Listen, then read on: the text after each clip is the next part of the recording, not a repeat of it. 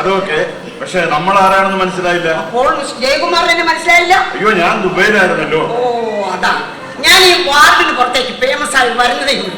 ഇതാണ് power cut. Josootty, sorry, നമ്മുടെ പ്രിയങ്കരിയായ ward member Ponnamma Kunjappan. Ponnamma കുഞ്ഞപ്പനല്ല, അത് പണ്ടായി. കുഞ്ഞമ്മ പൊന്നപ്പൻ. ഇനി നീ എന്റെ പേര് പരസ്യമായി തെറ്റിച്ചാൽ നീ തന്നിരിക്കുന്ന മഴവെള്ള സംഭരണിയുടെ അപേക്ഷ ഞാൻ കീറിക്കളയും. എന്നാൽ എന്നത്തെ വീട്ടിൽ ഞാനും കീറിക്കളയും. ചേച്ചി, വീടിന്റെ താക്കോല ഞാനിപ്പോ പറഞ്ഞത്. സാറെ പോട്ട് വരാം. ഈ വീടിന്റെ താക്കോലും അവനെ ഏൽപ്പിച്ചിരിക്കുകയാണോ സുമലതേ? ഇന്നത്തെ കാലത്ത് ആരെയും വിശ്വസിക്കാൻ കൊള്ളില്ല. രാഷ്ട്രീയക്കാരൊക്കെ വിശ്വസിക്കാൻ കൊള്ളാം. കാലം വല്ലാത്ത ഞാൻ പറഞ്ഞേ. ഈ അധികം പറഞ്ഞില്ല. നേരം വൈകി. ചേച്ചിക്ക് പഞ്ചായത്ത് ഓഫീസിൽ പോകണമെന്ന് പറഞ്ഞില്ലേ? പിന്നെ പോകണം. ജയകുമാർ ഗൾഫിൽ വന്നിട്ട് ഞങ്ങൾക്കൊന്നും കൊണ്ടുവന്നില്ലേ? അയ്യോ, ഒന്ന് വിളിച്ചു പറഞ്ഞിരുന്നെങ്കിൽ എന്ത് വേണേലും കൊണ്ടുവരാമായിരുന്നു. സുമേ, എനിക്കൊന്നും കൊണ്ടുവരുന്ന കാര്യം നീ പറഞ്ഞിരുന്നില്ലേ? അപ്രതീക്ഷിതമായിട്ടല്ലേ ചേച്ചി ജയേട്ടൻ വരുന്ന ഇവര് പറഞ്ഞത്. സാരമില്ല ചേച്ചി, ജയേട്ടൻ പോയിട്ട് അടുത്ത തവണ വരുമ്പോ ചേച്ചിക്കുള്ളത് സ്പെഷ്യൽ ആയിട്ട് കൊണ്ടുവരും. അപ്പോൾ ഇപ്പോഴൊന്നുമില്ല. അവിടെ കിട്ടുന്ന എന്തോ ഏത് ഇപ്പൊ ഇവിടെ കിട്ടുമല്ലോ. ഫ്രീ ആയിട്ട് കിട്ടില്ലല്ലോ. ഗൾഫിലും എല്ലാം നില കൊടുത്ത് വാങ്ങണം. വില കൊടുത്ത് വാങ്ങുന്നത് മറ്റൊരാൾക്ക് സമ്മാനമായി കൊടുക്കുന്നതാ സന്തോഷം. തൽക്കാലം കാശ് മുടക്കി സന്തോഷം വാങ്ങാൻ താല്പര്യമില്ല. ഒരു സ്പ്രേയെങ്കിലും തരും ജയകുമാർ. ഒരു ഗൾഫുകാരന്റെ വീട്ടിൽ അയാൾ വരുന്ന ദിവസം വന്നിട്ടും അദ്ദേഹത്തെ ചീറ്റാനെങ്കിലും എന്തെങ്കിലും തന്നില്ല എന്ന് പറയുന്ന മോശമല്ലേ? പോകുന്ന വഴിക്കല്ലേ ചേച്ചി സർവീസ് സ്റ്റേഷൻ. അവരോടൊന്ന് പറഞ്ഞാൽ മതി, മൊത്തത്തിൽ അങ്ങ് ചീറ്റിച്ചോളൂ. മെമ്പർ നിരാശപ്പെടണ്ട. ദുബായിലെ സുൽത്താൻ അടിക്കുന്ന സ്പ്രേ ഒരെണ്ണം ഞാൻ എടുത്ത് വെച്ചേക്കാം. ജയകുമാർ, എന്തോ സുമലത എപ്പോഴും പറയാറുണ്ട് നിങ്ങളുടെ നിഷ്കളങ്കനാണ്, മഹാമനസ്കനാണ്. ഇപ്പൊ എനിക്ക് ബോധ്യപ്പെട്ട് താങ്ക് യു സോ മച്ച്. അപ്പൊ നമുക്ക് നാളെ കാണാം.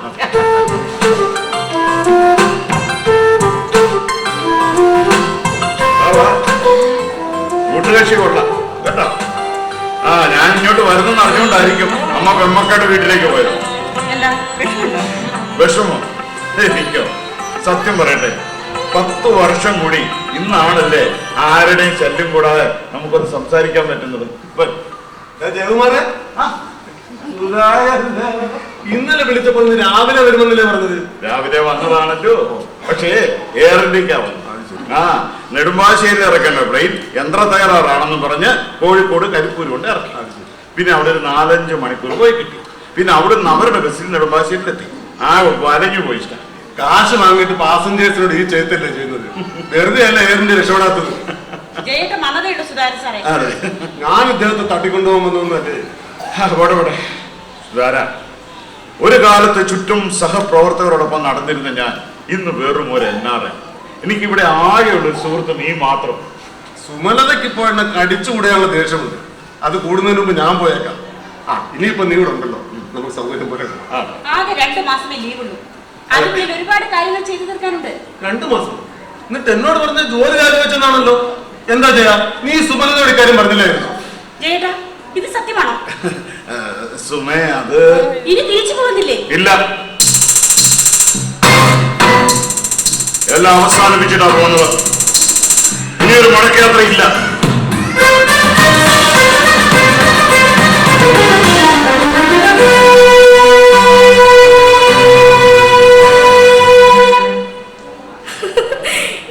സുഹാസിനി, നീ അറിഞ്ഞോ?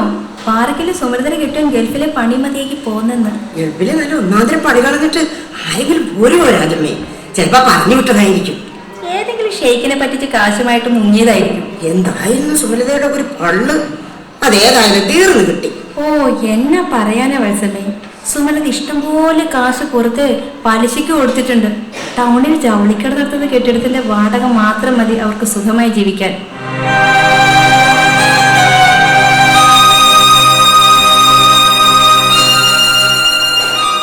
നാട്ടിൽ പിന്നെ ഞാനായിരുന്നു സംസാര വിഷയം.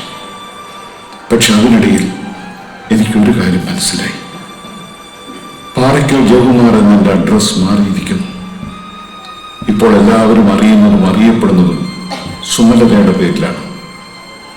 10 വർഷം മുമ്പ് ഈ നാട്ടിൽ ജനകീയനായിരുന്ന ഞാൻ ഇപ്പോൾ പാറയ്ക്കൽ സുമലതയുടെ ഭർത്താവ് മാത്രമായി മാറി.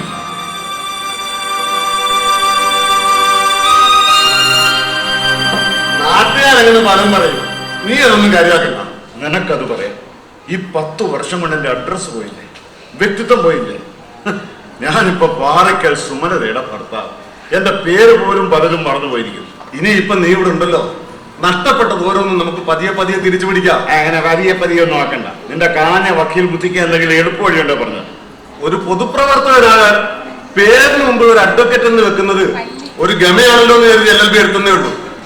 ഇന്നേ വരെ കോടതിക്ക് മുമ്പ് ഒരു കേസ് പോലും ഞാൻ വാദിച്ചിട്ടില്ല. എനിക്ക് കോടതിക്ക് പുറത്തുള്ള കേസുകളാ താല്പര്യം. അത് അതൊക്കെ പറയണോ? പണ്ടേ നിനക്ക് പുറം കാര്യങ്ങളായിരുന്നല്ലോ താല്പര്യം. പെട്ടെന്ന് പേരെടുക്കാൻ ഒരു മാർഗം എന്താണ്? ഒരു രാഷ്ട്രീയ പാർട്ടി ഉണ്ട്, എന്നിട്ട് എന്റെ നേതാവ്. രാഷ്ട്രീയമൊക്കെ നിന്നെ പോലുള്ളവർക്കേ പറ്റും. വേറെ അല്ല, നീ ഇപ്പൊ എന്ത് ചെയ്യാൻ പോവാ? ജോലി അവസാനിപ്പിച്ച് പോരുമ്പോൾ എന്റെ മനസ്സിൽ ചില തീരുമാനങ്ങളൊക്കെ ഉണ്ടായിരുന്നു. ടൗണിൽ ഞാൻ വാടകയ്ക്ക് കൊടുത്തിരിക്കുന്ന ആ കെട്ടിടം ഇനി പുതുക്കാൻ പോകുന്നില്ല. അവിടെ ഇപ്പൊ എന്റെ അടിയെ സോമശേഖരൻ ടെക്സ്റ്റൈൽസ് നടത്തുകയല്ലേ? നിന്റെ അടിയനെ അവിടെ നിന്ന് മാറ്റി അവിടെ ഒരു സൂപ്പർ മാർക്കറ്റ് തുടങ്ങാനാണ് എന്റെ പരിപാടി. ഇവിടെ കച്ചവടമൊക്കെ ഭയങ്കര നഷ്ടമാ. പ്രത്യേകിച്ച് ഒരു പരിചയമില്ലാത്ത നീ സൂപ്പർ മാർക്കറ്റ് തുടങ്ങിയാൽ പൊട്ടുമെന്ന് 100% ഉറപ്പാ. സന്തോഷം. കച്ചവടത്തിന് മാത്രമല്ല, ജീവിതത്തിന് പോലും വിജയസാധ്യതയില്ല. LLB പാസ്സായ നീ ഇന്ന് വരെ ഒരു കേസെങ്കിലും വാദിച്ച് ജയിച്ചിട്ടുണ്ടോ? അതിനുവേണ്ടി മുടക്കിയ കാശിന്റെ ഒരു 5% നിനക്ക് തിരിച്ചു പിടിക്കാൻ കഴിഞ്ഞിട്ടുണ്ടോ? അപ്പൊ അതൊരു വൻ പരാജയമായി. പിന്നെ നിന്റെ ഉദ്ദേശം വേറെ ആയതുകൊണ്ട് നിനക്കത് പരാജയമല്ല, വിജയമാണ്. അതെ, കച്ചവടത്തിന് പിന്നിൽ നിന്റെ ഉദ്ദേശം എന്താ? കച്ചവടമല്ല, എനിക്ക് ഈ നാട്ടിലെല്ലാവരും എന്താവശ്യത്തിനും എന്നെ തേടി വരണം. അതിന് ലക്ഷങ്ങൾ മുടക്കി സൂപ്പർ മാർക്കറ്റ് തുടങ്ങണോ? അല്ലാതെ വേറൊരു പണി എനിക്ക് അറിഞ്ഞുകൂടല്ലോ. തൽക്കാലം ബാങ്കിൽ കിടക്കുന്ന പണം അവിടെ കിടക്കട്ടെ. നമുക്ക് ആലോചിച്ച് അധികം ടെൻഷൻ ഇല്ലാത്തൊരു ബിസിനസ് കണ്ടുപിടിക്കാം. ശരി, നീ കിടന്ന് ഒച്ച ഉണ്ടാക്കണ്ട. എന്തെങ്കിലും എന്താലോചിച്ചാലും കൊള്ളാം. മനുഷ്യർക്ക് ഗുണമുള്ള ഏതെങ്കിലും കാര്യമായിരിക്കണം. മനുഷ്യജന്മത്തിലെ ഏറ്റവും പ്രധാനപ്പെട്ട കാര്യം എന്താണെന്ന് അറിയാം? നമ്മുടെ ജീവിതം കൊണ്ട്, നമ്മുടെ ഈ ശരീരം കൊണ്ട് മറ്റുള്ളവർക്ക് ഉപകാരപ്രദമായ എന്തെങ്കിലും കാര്യങ്ങൾ ചെയ്യുക എന്നുള്ളതാണ്. എന്നിട്ട് കുഞ്ഞമ്മ എന്ത് ഉപകാരമാണ് മറ്റുള്ളവർക്ക് വേണ്ടി ചെയ്യുന്നത്? അതിന് പൊന്നപ്പച്ചാൻ സമ്മതിക്കില്ലല്ലോ. മിസ്റ്റർ ദേവകുമാർ, നിങ്ങളൊരു നിഷ്കളങ്കനും വിശാല മനസ്കനുമാണെന്ന് എനിക്കറിയാം. അതുകൊണ്ട് തന്നെ ചെറിയൊരു റിക്വസ്റ്റുമായിട്ടാണ് ഞാൻ വന്നിരിക്കുന്നത്. നമ്മുടെ ഈ വാർഡിൽ ഒരു സ്പെഷ്യൽ സ്കൂൾ പ്രവർത്തിക്കുന്നുണ്ട്. ശാരീരികവും മാനസികവുമായ വൈകല്യമുള്ള 25 കുട്ടികളാണ് അവിടെ ഉള്ളത്. ആ സ്കൂളിലേക്ക് മിസ്റ്റർ ജയകുമാർ നല്ലൊരു തുക സംഭാവന ചെയ്യണം. ഈ നാട്ടിലെ തെണ്ടികളും സഹായിക്കാറില്ല. മെമ്പർ എത്ര ഉദ്ദേശിക്കുന്നത്? അത് ജയകുമാറിന്റെ ഹൃദയവിശാലത പോലെ ആയിക്കോട്ടെ. ഒരു മിനിറ്റ്, ഞാനിപ്പോ മനേന്ദ്രൻ തന്നെ കുടിക്കാൻ ഇറങ്ങിയിരിക്കല്ലേ? ഞാനിപ്പോ എന്നെ ചെയ്യാനോ സുധാകരൻ സാറേ? അംബാനിയോട് ചെന്ന് ചോദിച്ചാൽ പോലും അയാൾ സാമ്പത്തിക ഞെരുക്കത്തിലാണെന്ന് പറയും. പിന്നെ ചില മുതലാളിമാരുണ്ട്, അവരുടെ അടുത്ത് ചെന്നാൽ അവരുടെ സാമ്പത്തിക പ്രശ്നങ്ങൾ കേൾക്കുമ്പോൾ പിരിച്ച തുക അവിടെ കൊടുത്തിട്ട് പോരാൻ തോന്നുന്നു. പിന്നെ ഇതുപോലുള്ള പാവം കേൾപ്പുകാരല്ലേ ഉള്ളൂ. അതെങ്ങനെ ശരിയാകും? ബാങ്ക് ലോൺ കൃത്യമായി തിരിച്ചടച്ചാലേ സബ്സിഡി കിട്ടും. ലോൺ എടുക്കാൻ നേരം എല്ലാ അമ്മമാർക്കും നല്ല വിരുദായിരുന്നല്ലോ. എത്ര പേര് കുടിശ്ശികയുണ്ടായി? ഒരാഴ്ച കൂടി സമയം കൊടുത്ത്.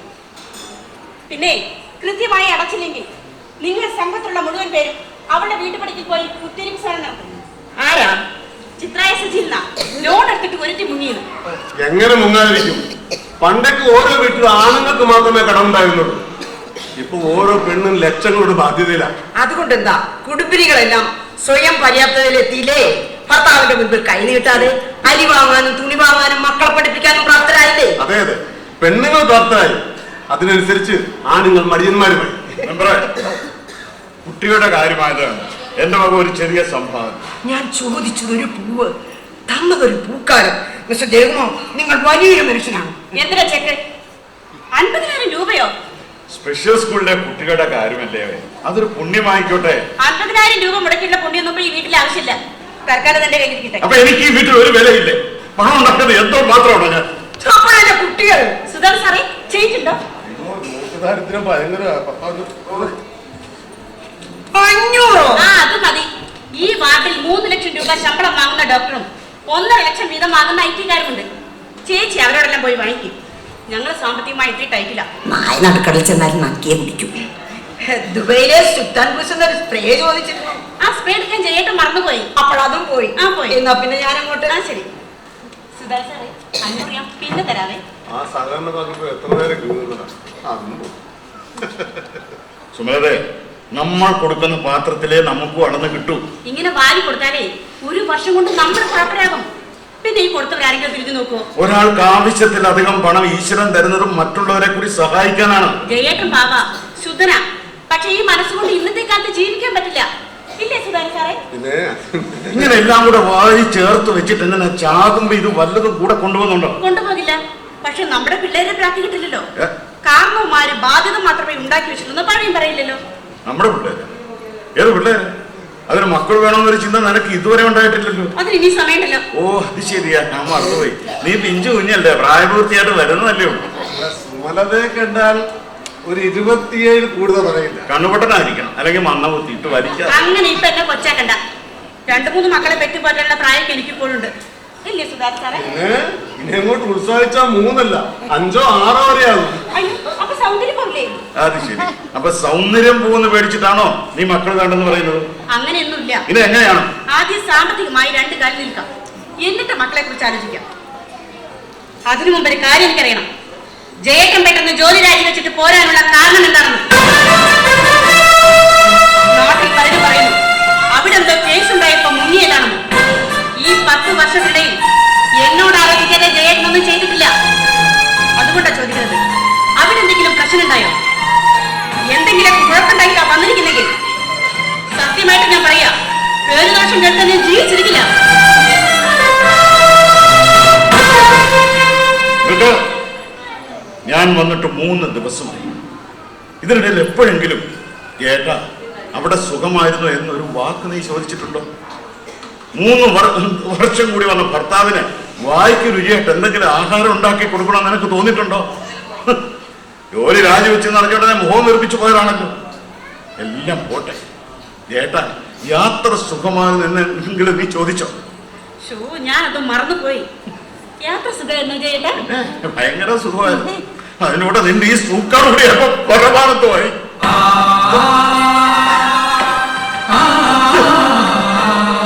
സ്വന്തം നാട്ടിൽ സ്വസ്ഥമായി കുറച്ചു കാലം കഴിയാനുള്ള പൊതി കൊണ്ടുവന്നതാ.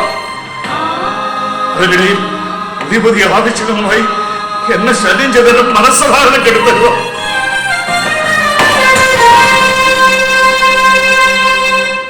ആ പറഞ്ഞത് കേട്ടോ? ആ മനുഷ്യൻ മരുഭൂമിയിൽ കിടന്ന് അധ്വാനിച്ച് പണം ഉണ്ടാക്കിയെങ്കിൽ അതിൽ നിന്നൊരു ചില്ലി തുട്ട് പോലും ഞാൻ പാഴാക്കി കളഞ്ഞിട്ടില്ല. ചിട്ടി നടത്തി പണം പലിശയ്ക്ക് കൊടുത്തും ഞാൻ അത് ഇരട്ടിപ്പിച്ചതേ ഉള്ളൂ. എന്നിട്ടാ പറഞ്ഞത് കേട്ടോ, 1.5 ലക്ഷം രൂപയാ ഒറ്റയടിക്ക് ഇല്ലാതാക്കിട്ട് വന്നത്. എന്നിട്ട് ഞാൻ എന്തെങ്കിലും പറഞ്ഞോ? അക്കൗണ്ടിലുള്ള ക്യാഷിന്റെ പലിശ മാത്രം മതിയല്ലോ ജീവിക്കാൻ. തോട്ടത്തിൽ നിന്ന് കിട്ടുന്നതും കടമുറികളുടെ വാടക വേറെയും. അതിൽ പകുതിയും തള്ള പെൺമക്കൾക്ക് കൊണ്ടുപോയി കൊടുക്കല്ലേ? എന്നാലും മിച്ചമാണല്ലോ. ആ പിന്നെ ജയകുമാറിന് വേറെ ചില ഉദ്ദേശങ്ങളുണ്ട്. വേറെ ഉദ്ദേശമോ? എന്താ? ഒരു സൂപ്പർ മാർക്കറ്റ് തുടങ്ങാൻ. സൂപ്പർ മാർക്കറ്റോ? അതിനേക്കാൾ ഒരു സ്വർണ്ണക്കടയാ. പേര് ഞാൻ കണ്ടുവച്ചിട്ടുണ്ട്, ദുബായ് ഗോൾഡ്. അതിനൊക്കെ വലിയ തുക വേണ്ടേ? ഇതിപ്പോ എന്റെ അളിയൻ നടത്തുന്ന ഷോറൂമിൽ തുടങ്ങിയ പരിപാടി. അതാവുമ്പോ വാടക കൊടുക്കണ്ടല്ലോ എന്നാ ജയം പറയുന്നത്. ജയേട്ടൻ അങ്ങനെ പറഞ്ഞോ? പറഞ്ഞു. ഇപ്പോഴത്തെ വാടക ചീട്ടിന്റെ കാലാവധി തീർന്നാൽ വീണ്ടും പുതുക്കി കൊടുക്കില്ല എന്നും അവിടെ തന്നെ മറ്റൊരു പേരിൽ ഈ സൂപ്പർ മാർക്കറ്റ് തുടങ്ങുമെന്നും പറഞ്ഞു. തുടങ്ങില്ല. പക്ഷെ തീരുമാനിക്കേണ്ടത് സുമലതയല്ലല്ലോ. ഇതേവരെ ഈ വീട്ടിൽ എന്ത് നടക്കണമെന്ന് തീരുമാനിച്ചത് ഞാനാ. അതേപോലെ തന്നെ ഇനി മുന്നോട്ട് പോകും. ജയേട്ടൻ പാവ, ശുദ്ധനാ, പണം ഉണ്ടാക്കാൻ അറിയാം, പക്ഷെ കൃത്യമായിട്ട് ഉപയോഗിക്കാൻ അറിയില്ല. ആ പണം എങ്ങനെ വിനിയോഗിക്കണമെന്ന് തീരുമാനിക്കുന്നത് ഞാനാ. പക്ഷെ അവസാന തീരുമാനം ജയന്റേതാണ്. കാരണം അയാളാണ് സുമലതയുടെ ഭർത്താവ്. ഇക്കാലത്ത് കുടുംബനാഥനല്ല, കുടുംബനാഥയ്ക്ക് അധികാരം കൂടുതൽ. റേഷൻ കാർഡും ഗ്യാസ് കണക്ഷൻ ഉൾപ്പെടെ പാറയ്ക്കൽ കുടുംബത്തിന്റെ മുഴുവൻ സ്വത്തുവകളുടെയും ഉടമ ഇപ്പോൾ ഞാനാ. എന്നെ മറികടന്ന് ഇവിടെ ആർക്കും ഒന്നും ചെയ്യാൻ കഴിയില്ല. ജയേട്ടൻ ഇനി ചലിക്കണമെങ്കിൽ ഞാൻ വിചാരിക്കണം ചരട് എന്റെ കയ്യിലാ.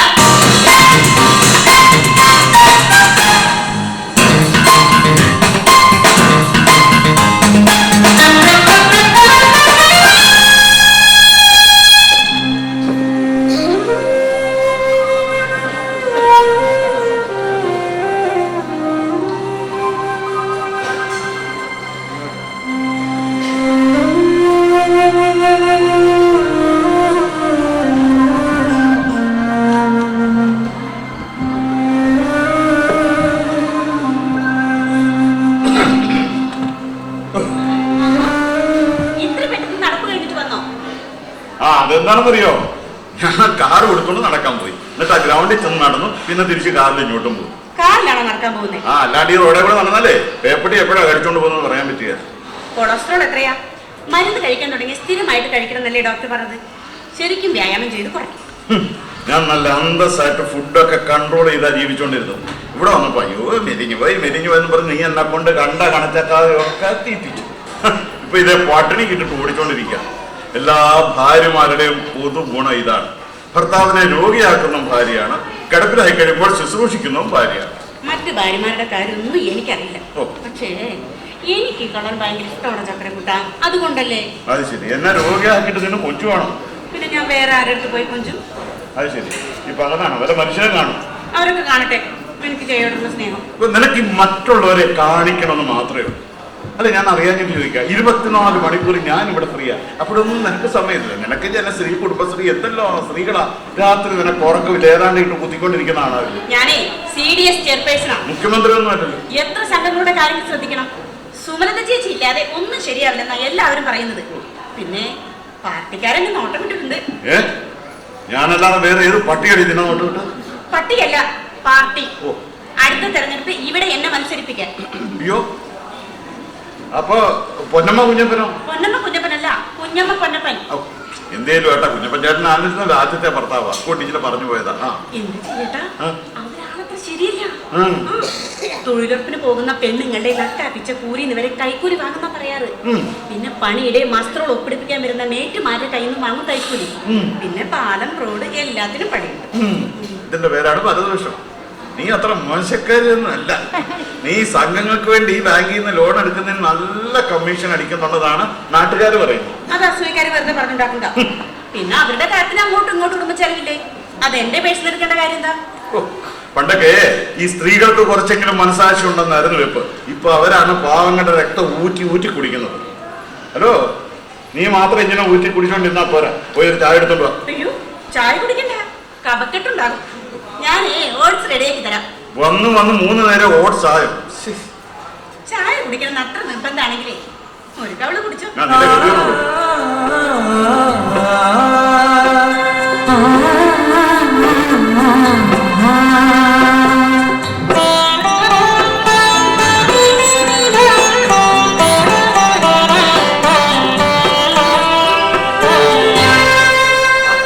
ഇത്രയും മതി.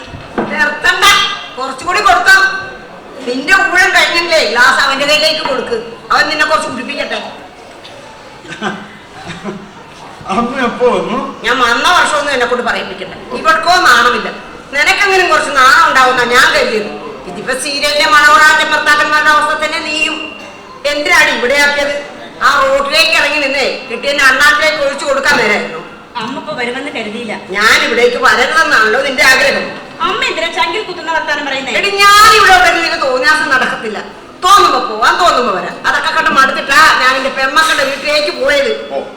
ദേ, സരോജത്തിന്റെ മകൾ കല്യാണിക്ക് ചില കല്യാണ ആലോചനകളൊക്കെ വന്നിട്ടുണ്ട്. അത് 15 വർഷം മുൻപ്. ഇപ്പൊ വയസ്സ് 24 നിന്നേക്കാൾ 1 വയസ്സിന് മൂത്തതാണ് സരോജിനി. ഉടനെ ഉള്ള കല്യാണം നടക്കാമെങ്കിൽ സരോജിനി അടുത്ത വർഷം വല്യമ്മയാവും. എന്നിട്ട് നീ ദേവരെ അതെപ്പോഴും അമ്മ അങ്ങനെ ഓർമ്മിപ്പിക്കണമെന്നില്ല. ചോദിക്കുമ്പോ ഒരു മടിയില്ലാതെ 3 പെണ്ണൊക്കെ പണം കൊടുക്കുന്നുണ്ടല്ലോ. എടി, കാശിങ്ങനെ ഉണ്ടാക്കുന്നതല്ലാതെ നിനക്കൊക്കെ എന്നാടി ചെലവ്? അപ്പൊ ആരെങ്കിലും സഹായം ചോദിച്ചു വരും. അതേസമയം 2-3 കുട്ടികളും അതിന്റെ ഉത്തരവാദിത്തങ്ങളൊക്കെ ഉണ്ടായിരുന്നെങ്കിൽ ആരും വായ്പ ചോദിച്ചു വരത്തില്ല. എന്റെ അമ്മയെ പോട്ട്, അതിനൊക്കെ ഇനിയും സമയമുണ്ടല്ലോ. പിന്നെ നിനക്ക് ചാകുന്നവരെ സമയമുണ്ട്. പക്ഷെ ഇവർക്കോ അച്ഛനും അമ്മയ്ക്കും നല്ല ആരോഗ്യമുള്ളപ്പോ മക്കൾ ജനിക്കണം. മക്കളില്ലാത്തത്ര വലിയ പാപമൊന്നല്ല. ഓരോ കുഞ്ഞും കുടുംബത്തിന് കിട്ടുന്ന അനുഗ്രഹമാണെന്ന് തിരിച്ചറിയാൻ മേലാതെ പോകുന്നതാണ് ഏറ്റവും വലിയ പാപം. ആദ്യം അന്തസ്സോടും അഭിമാനത്തോടും കൂടി ജീവിക്കാനുള്ള പണം, അത് കഴിഞ്ഞു മതി മക്കള്. എടീ, മാതാപിതാക്കളുടെ ഏറ്റവും വലിയ സമ്പത്ത് മക്കളാടി. ഓരോ കുടുംബത്തിന്റെയും ഭാവി പുതുതായി വരുന്ന തലമുറയിലാണ്. സ്വാർത്ഥ താല്പര്യത്തിന് വേണ്ടി മക്കളെ വേണ്ടാന്ന് തീരുമാനിക്കുന്നത് ദൈവാനുഗ്രഹം ജീവിതത്തിൽ വേണ്ടെന്ന് പറയുന്നതിന് തുല്യമാണ്. ഇനി എന്തെങ്കിലും തകരാറുണ്ടെങ്കിൽ ഒരു കുഞ്ഞിനെ ദത്തെടുക്ക്. അനാഥ ജന്മങ്ങൾക്ക് ആശ്രയം കൊടുക്കുന്നത് ഒരു പുണ്യമാണ്.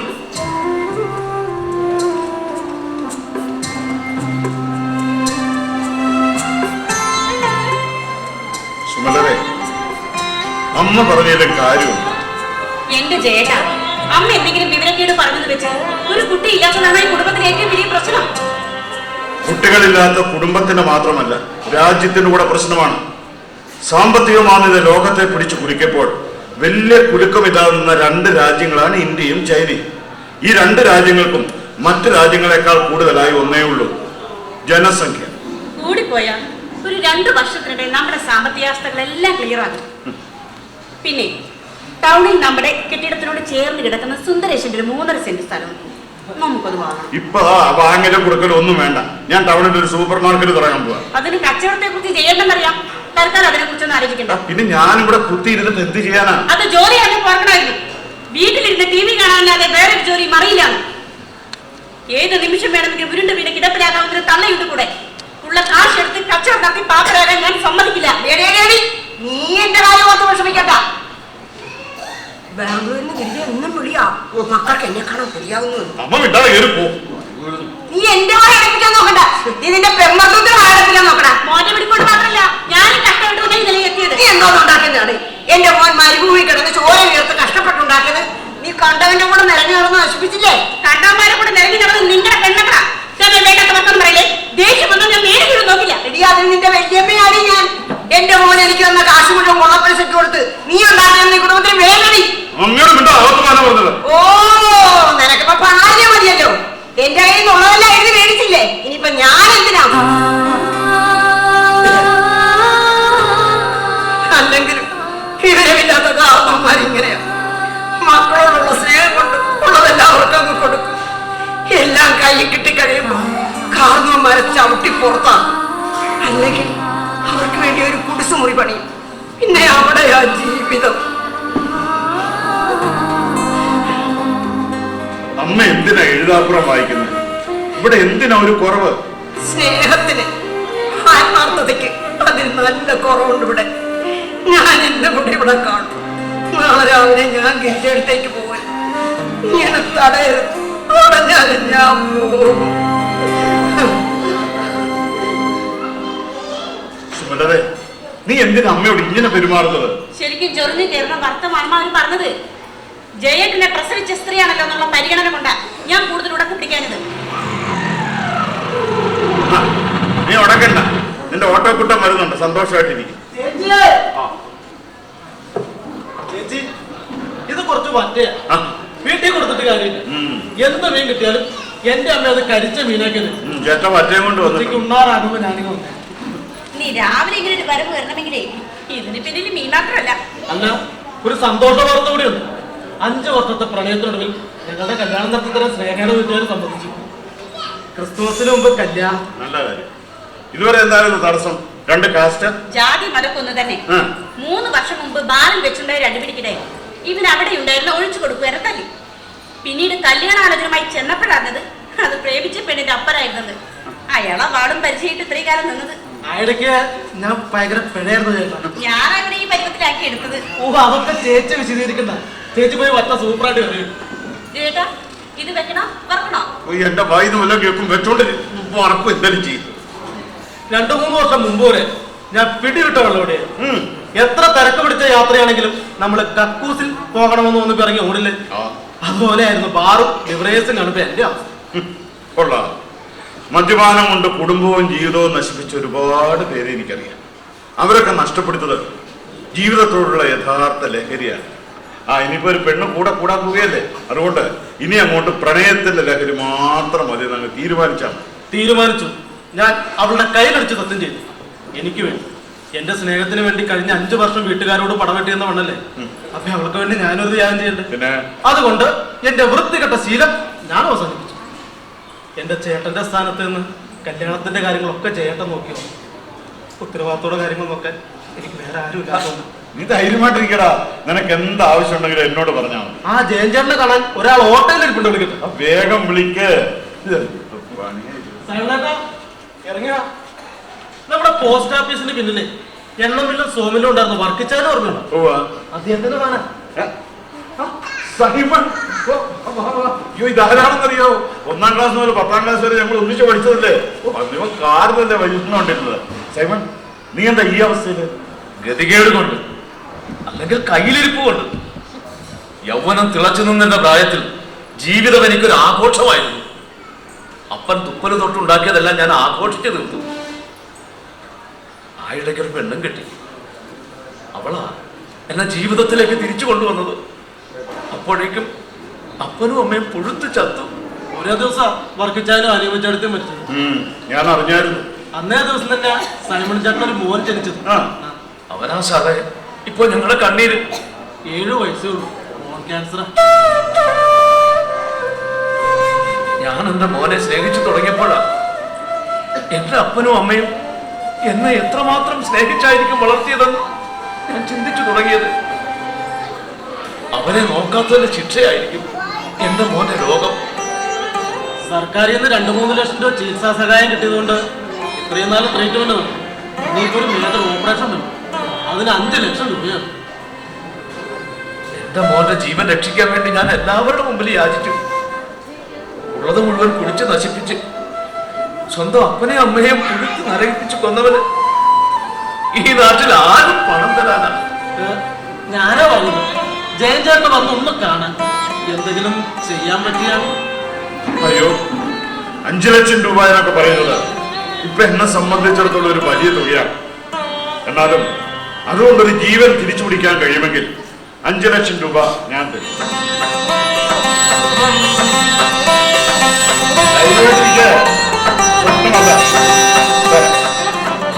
പിന്നെ ഈ പണം തരുന്ന ഞാനാണെന്ന് തൽക്കാലം നമ്മൾ 3 പേരും മാത്രം അറിഞ്ഞാൽ മതി. ജോസൂട്ടി, സുമലത യാതൊരു കാരണവശാലും ഇത് അറിയരുത്. അറിഞ്ഞാ കുഴപ്പാ. 10,000 കൊടുക്കേണ്ടടുത്ത് 100 നിർത്തുന്ന പാർട്ടിയാ. ചേച്ചി ഒട്ടും അറിയാം. അവിടെ ക്യാഷ് എപ്പോഴാണ് വേണ്ടത്? പണം റെഡിയാണെങ്കിൽ 5-ാം തീയതി ലാസ്റ്റ് ഡേറ്റാ. അത് കഴിഞ്ഞ പിന്നെ ചെയ്തിട്ട് കാര്യമില്ല സാറേ. വിഷമിക്കണ്ട, 5-ാം തീയതി തന്നെ ഡേറ്റ് ഫിക്സ് ചെയ്തോളൂ. ഞാൻ 4-ാം തീയതിക്ക് ഡേറ്റ് ഇട്ട് ചെക്ക് തരാം. എന്താ പോലെ? തളർന്നു വീഴുമ്പോൾ താങ്ങി എഴുന്നേൽപ്പിക്കാൻ ദൈവം ഒരാളെങ്കിലും കരുതിയിട്ടുണ്ടാകുമെന്ന് എനിക്കിപ്പോൾ ബോധ്യമായി. തമ്മിലടിച്ച് കരിഞ്ഞുണങ്ങി എന്റെ ജീവിതത്തിൽ ദൈവം തന്ന തണൽ മരമാ സാറ്. ജോസൂട്ടി,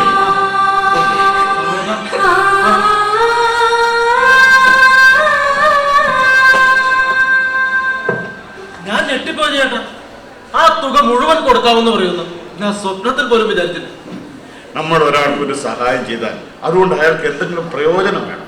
അല്ലാതെ പബ്ലിസിറ്റിക്ക് വേണ്ടിയിട്ട് എന്തെങ്കിലും കാട്ടിക്കൂട്ടിയിട്ട് ഒരു കാര്യമില്ല.